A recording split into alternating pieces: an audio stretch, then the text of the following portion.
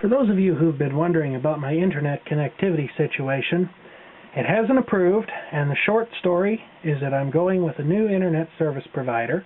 There's only two options here in my town, short of satellite or using that wireless service that they put up high on grain elevators that's basically glorified Wi-Fi, and in this area seems to be oversold. There's many more customers than there is bandwidth, at least, and the service isn't that reliable even at the best of times.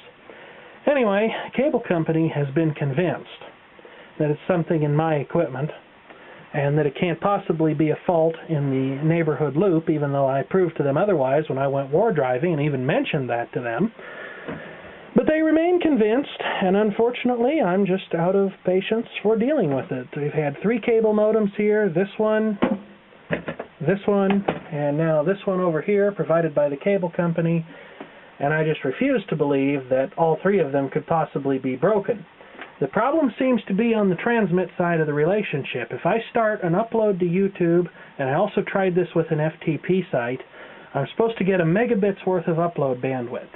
And up to about 7.5 to 9 megabytes in of a transfer that's larger than that, several hundred megabytes, I get almost a megabit of upload speed.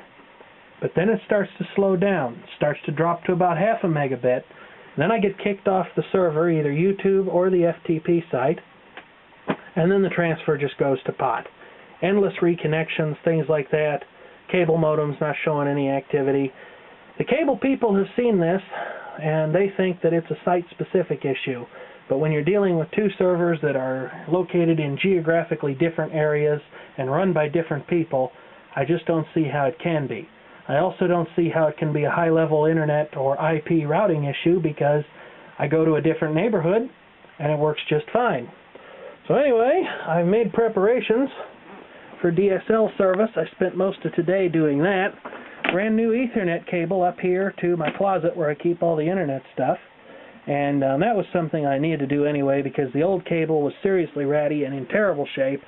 And I also ran a phone jack up here so as to connect the DSL equipment. So, hopefully I'll be able to get back on my regular schedule of making videos for all of you to watch and comment on and say things about.